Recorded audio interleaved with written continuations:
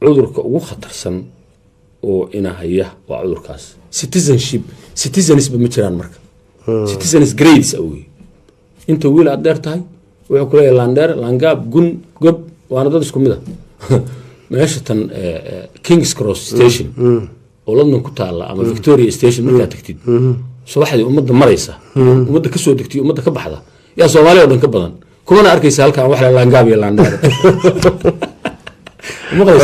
waddankan waxaa xukumay dowladdan ka horreysay in la yidhaha Gordon Brown prime minister baa Scottish way asalkiisu waxaa ku xigay ninka lacagta ayaa daa'iman ku xiga waddanka jagada labaad dowladda waxaa la dhihi jiray Alistair Darling Scottish baa Aniswood wasiirka difaaca Scottish shanta nin oo ugu sarreysa dowladdii Gordon Brown iyo Tony Blair waxay ahaayeen Scottishku marka waa 5 milyan wama adraaka ma Scottish waa 5 milyan Englishkuna waa 52 milyan weligeed ma maqlin langaab ay xukuma because system ku yimid xisbi liira Labour ku yimid waa meesha habeenkii dhaweed aan kala waxaan ka imid muslim aan islaam oolin waxaan imid meel aan muslim joogina islaamiyaal moogtahay ayaga baa ku dhaqmay aqoonyahankii kaba soo qaad nin baaba firi ilaahay isaga dhaliyay aqoonyahan uu rabay inuu waxaan ka baxo markuu gurigiisa tago 10 ilma adeertiisa baadiye ka timid baa joogta casarkii markuu soo tooso oo shaaha la cabahayo waxaa laga hadlayaa kii la dilay reerkay weerareen wallahi reer intaasaan ka dhacnay deyrtii hebla ma garanaysaa sidaa yeelay intee laban naga dileen baan inta ka daba duulay baan 10 ka dilay konton halaadna ka soo dhacnay waxaas ku dhex jira male elite ula sheekaysta male meelu aadam male marka dambe waxa la yiraahdaa dariska markuu dayo markuu diin marka dambe ka daro ninkii sidaa ahaa dadkaas ka mid noqonayo waxaan ka hadlayaa cudurrada Soomaaliya waa jirinta 22 sano jirinta waliba sariir ma saaro markii hore sariir bay saaray sariir cadeeray haddana fuushay waa ka digtay waxay fuushay jimbaar dhulkay taala hadda jiradaas waxay u baahan tahay hadii daawo la rabo inaad horta jirada ogaatid ku haysa Soomaaliya laba cudur baahayo waaweyn laba group oo cudur ah group waa cudur awal intaan dawladdu dhicin jirooyinka bulshada la yiraahdo inuu ku jiro bulsho walbaana jiray leedahay bulsho aan ceebo iyo jiro lahayn ma jirto groupka kale oo cudurrada ah waxay ku dhaceen markii dawladdu dhexe burburtay oo ku ziyaadayeen intaas oo consequences ama sababtu ay tahay wax la xiriira dawlad la'aanta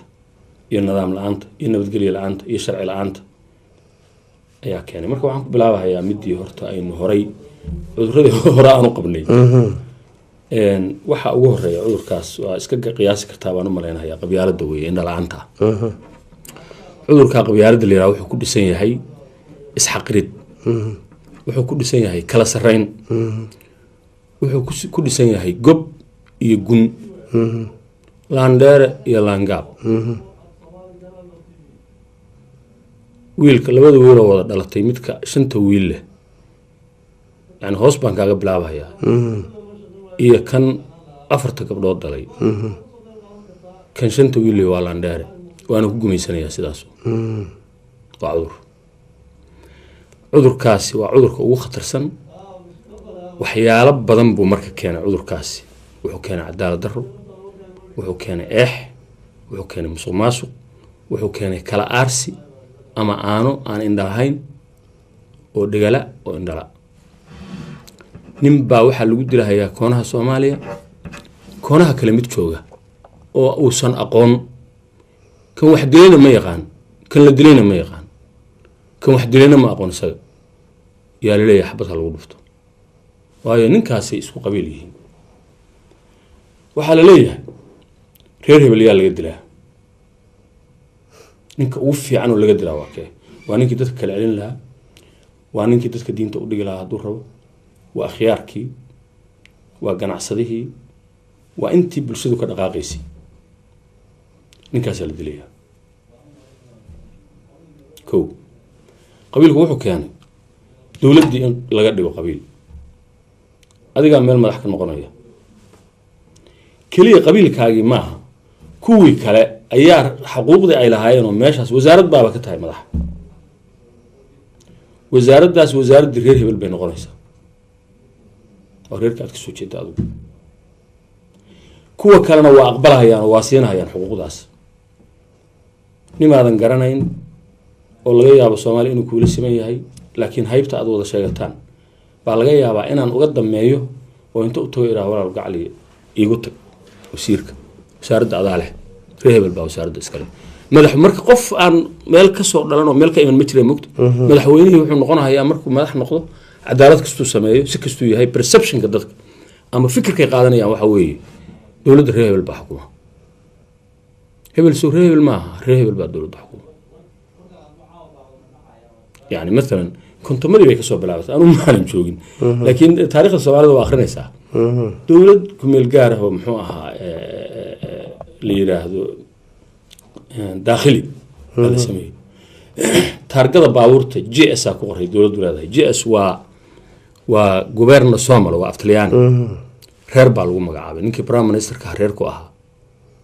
وإلهي أمر كيس أسكن ملاها قبل وضع يونا أنا مرة إذا عد محوها تي في أنا قبل ميع كشاو لكن واحد لو بحي جوبرنا ريرهبل يولد ريرهبل تي اللي إحنا كي بعتمد سيدي وكله تيك عنك هيد بعتمد وميلتري هو ده ميلتري وحوها هذا حركة وشرو وقرن الصومالية الدفاع أيوه مقارنة يسا دا إصدار صديق يعني هي أد وقيمة بدن وضنا جابه والو تيمبري marka qofkii xataa haduu qof fiican yahay oo markii hore u dhashay inuu waxaas xor ka yahay sida loogu wado lagu cadaadinayo buu marka dad wixii la qasanaya ilaa bulshada baa sida rabtay bulshada baa sida u sameeysan marka nidaamkaas qabaliga ah dadku waa categories inta aan category-ga u gudbin marxaladan hadda lagu jiro dad badan baa jira oo wax bartay oo fikirkaas qabiilka ka gudbay haddii la helo leader Soomaaliyeed ama hogaamiye Soomaaliyeed oo aan qabiil ku eegin ma waxa leedahay hadda haddii loo dhiibo dadkii way ku buuxsan tahay ninkaas reebeli fikir muu iska noqonaya qoladu ka dhashayna waxay isu qaadanaysaa inay dawladda xukunto qoliyaha kale ilaa hal qol ka dhashay inta kale Soomaalida ahina waxay leeyihiin dawladda reebel baa xukuma waa cudur waxa kaaga daran marka wax kasta oo xun ayada marka sal ku haysa sida dadkii numberay kala leeyihiin citizen number 1 qaar baa second grade citizens qaar baa third grade citizens qaar baa fourth grade citizens qaar baa fifth grade citizens markaan Soomaali ku fasiro horyaalka qolada koowaad qolada labaad yani muwaadin aan koo ahayna laba ah oo dhiman muwaadin saddex oo aan dhiman heerka saddexaad jooga muwaadin heerka afraad jooga muwaadin heerka shanaad jooga sidaa darteed baa cadowgu inta noo fikiray shirkii Soodari ayaa dawladda Itoobiya waxay keentay wax la yiraahdo 4.5 Itoobiya 78 luqadood bay ku hadashaa intaas oo dimood bay kala leedahay waa nations hal nation ma hal ummad ma waa ummado ayaguna kuma qaybsadaan sidaas wax annagii isku mid ka ahayn ilaa waxay barteen waxay ogaadeen saynu u dhaqanno iyo saynu u fikirreen 4.5 wax lidaa aqoonyahankii kaba soo qaad nin baaba firi ilaahay isaga dhaliyay aqoonyahan uu rabay inuu waxaan ka baxo markuu gurigiisa tago 10 ilma adeerta soo baadiye ka timid baa joogta casarkii markuu soo tooso oo shaaha la cabahayo waxaa laga hadlayaa kii la dilay reerkay weerareen wallahi reebel intaasaan ka dhacnay deyrtii hebla ma garanaysaa sidaa yeelay intay laban naga dileen baan inta ka daba duulay baan 10 ka dilay konton halaadna ka soo dhacnay waxaas ku dhex jira male elite ula sheekaysta male meelu aadam male marka dambe waxa la yiraahdaa dariska markuu dayo markuu diin marka dambe ka daro ninkii sidaa ahaa dadkaas ka mid noqonaya horta cudurkaasi waa cudurka ugu weyn waliba anigu ma diidani inuu social system yahay qabiilku يعني قفل البرود بوليه وابترسي بوليه يا بوليه أدير بوليه إن كستو هدي بني آدم كورن ملبي مركز دم يسوق تجاي أنا ويسوق وضع ابترسي مو آدمي يحاول يسوق تجاي هدو بحال كصدح ضعفه أما أفر ضعفه وريديكلوس يعني إن معنوي إنه كشرة مشراني مركا وحالة ترسانة هي لبعتن صدق أضيع ولا ترسانة هي أو سنقون أو سنكور قبلنا صحت هاي أنا وحيالها عن باري وحكم ذا قبائل كسومالي سي سو هايستان سو محيان وربوجيا waxaad arkaysaa qabiil meesha Soomaaliya u dhameysay degan oo magacyada jifooyin leh ma dhinaca kale mid degan baa arkaysaa intii leh isku qabiilna ma ana dirirayaan marka hadda bahaldii ana la yiraahdaa jirta geedaas horta dadku waa fashilin lahayd oo dad badan aan wax isu ahayn baa waxba hadda isu haysta inay wax isu yihiin baa waxba isu noqonayn hadda anagoo inta la leeg qabiil baa qabaayil kala noqday midalan reer baa reer la dirirahay ka xog badan ay isku reer yihiin oo meelooda degan yihiin waa tuloobahay reer kale u galaya abaal baa dhacaysa waa guurahay reer kale u galaya reerkaas uu noqonaya haddii alla ku roon yahay cudurra dhacaya waa ka guuraya meeshii fanta iyo balaayo reer kale u galaya kuwaas ka mid noqonaya sidaas weeye ma aha siday isu taqaano ma aha Soomaali waxaan kharibay oo cudurka weyn ah oo ay diinta iyo mabda weyn ka dhigteen ama ka muhiimsan diinta waxa jira nin gaal ah oo Soomaalida fiirshay wuxuu Soomaalidu saddex ilaah bay leedahay saddex diimood ama saddex ilaah ilaaha qabiilka ilaaha geela iyo ilaaha diinta islaamka waa gaal oo isagu maartay ilaahiyadaas shaqadiis ma iyo saddex ilaah waa saddex ilaah wuxuu yiri saddexda nin markay isqabsadaan ninka marka ugu horeysa la kacayo dhulka la dhigayo waa ilaaha diinta islaamka labada kala isu soo haray ilaaha qabiilka iyo ilaaha geela ilaaha qabiilka xoog badan jibir saaxad ku dhufanaya mar allaale markay isqabsadaan marka haddii literally loo qaato sidaas u yiri ninkaas haddeer waa run arrintaas waayo waxa arkaysaa nin caalim ah sheekh ah tuxfaha yeerinaya tolla ay u maqalhaya urgeeli la dhac hadda waa la socota maalmayada la jiifiyana banaan nin wuxuu ahaa qaaliya niman baa loo keenay gar iyo waxba la isu haystay qabiilkiisa ma ahayn ushii uu taajiyay wuxuu yiri ushaas mugeed ushaas taagan soo buuxiya oo badar ah waqti intaas ku bixinaysa ma daqar iyo wax noocaas weey qoladiisii baa daqarkii oo kale geysatay